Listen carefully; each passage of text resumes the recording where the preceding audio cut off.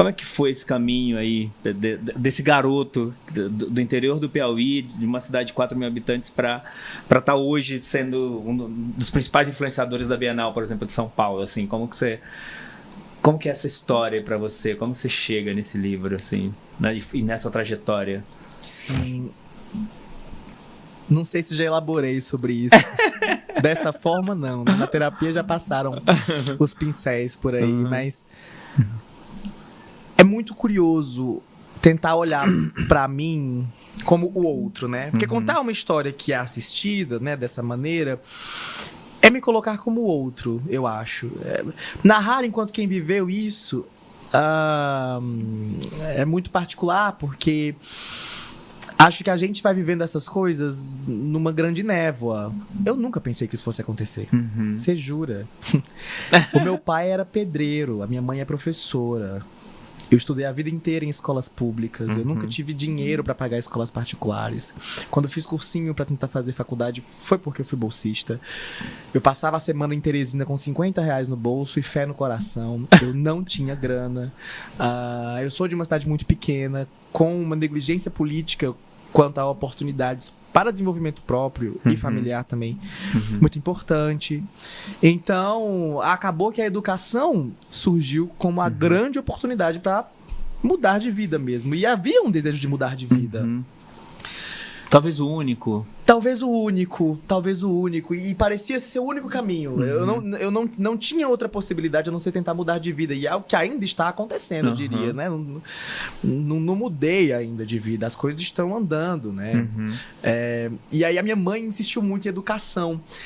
E foi através desse incentivo pela educação, talvez, que a literatura surgiu como um caminho de pertencimento, né? Lá no ensino médio, tudo. Eu acho que se eu não tivesse sido educado a tentar ter afeição pela educação, pelos textos, pela escrita, né? Pela leitura, isto não teria entrado na minha vida de forma muito natural, como aconteceu no ensino médio, né?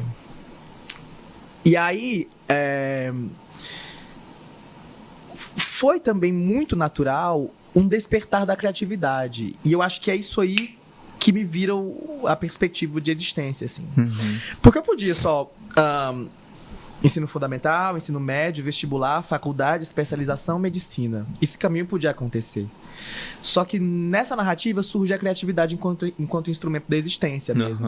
E eu lembro do momento em que, nessa história toda, já na faculdade, eu diria, o exercício da criatividade passou a ser visto como algo importante de fato, porque era muito natural, que nem eu falo, os poemas, a coisa toda, eu já gostava de escrever e tudo, mas eu não enxergava isso como de fato um exercício para a existência, assim, veja, através da criatividade você pode desenvolver o seu próprio eu em algo que você pode gostar e se afeiçoar e entender quem você é e tudo. A minha psicóloga foi quem fez esse trabalho, inclusive, por ela, assim, ela falou assim, Patrick, acho que elaborar a criatividade pode ser um caminho interessante para entender suas próprias angústias. Esse é um detalhe importante, eu sempre fui uma pessoa muito angustiada. Eu fui um adolescente complicado, com questões psiquiátricas muito contundentes, assim. E isso me atrapalhou muito durante a minha adolescência. Eu não tive uma adolescência tranquila. Minha adolescência foi bem conturbada, especialmente por questões de saúde mental mesmo. Só que na época eu não identificava essas coisas. Eu fui entender as questões de saúde mental já quando eu fazia direito. Então eu já era mais velho. Mais velho assim, eu tinha 17 anos quando eu entrei pro direito. E aí, mas eu tinha passado da adolescência. Já, relativamente sim. E aí, quando essas angústias viram na criatividade a vazão, eu entendi que havia algo ali que precisava existir de forma mais concreta, né, no campo da criatividade. E aí, o trajeto educacional, né, de busca por uma ascensão social mais segura mesmo, e era esse o objetivo, ascensão social, sempre foi. Lá em casa a gente batia nessa tecla, ok, esperemos que você goste de medicina, porque é o melhor caminho. Né? Não dá pra deixar de dizer que quando a gente pensa em faculdade, a medicina talvez esteja mudando agora, né? Mas quando eu era mais novo, a medicina era o único caminho possível para quem queria ascender socialmente. No Piauí isso é muito forte, por exemplo. Os cursinhos todos são para medicina. A maioria das cidades interior, né?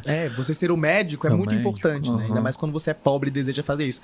Além de ser uma coisa que parece ser muito impossível, se for realizada, você parece ter ganhado na loteria. Exato. Assim, a narrativa é essa. O que não deixa de ser. hoje em dia não exatamente, mas a narrativa é essa. E a gente se apega a isso. Porque as nossas referências mostram isso.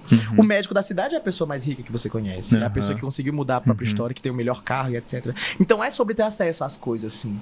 Então o caminho da perseguição pela ascensão social estava acontecendo. E a criatividade entrou nisso e fez com que essa existência tropeçasse algumas vezes. Porque, peraí, existe um outro eu que quer existir nas artes, porque nesse período eu entendi que eu gostava muito de arte.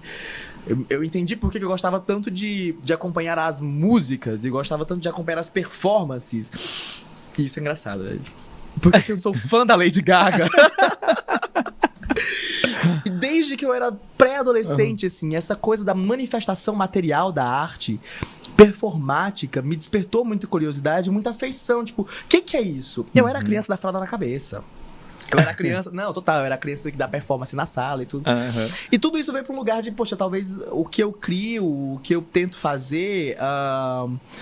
seja mais importante até em alguns momentos do que esse caminho educacional que me foi pensado pelos meus pais e por mim também, né? A gente fazia tudo isso muito junto, assim. Nunca foi só um desejo deles sobre mim.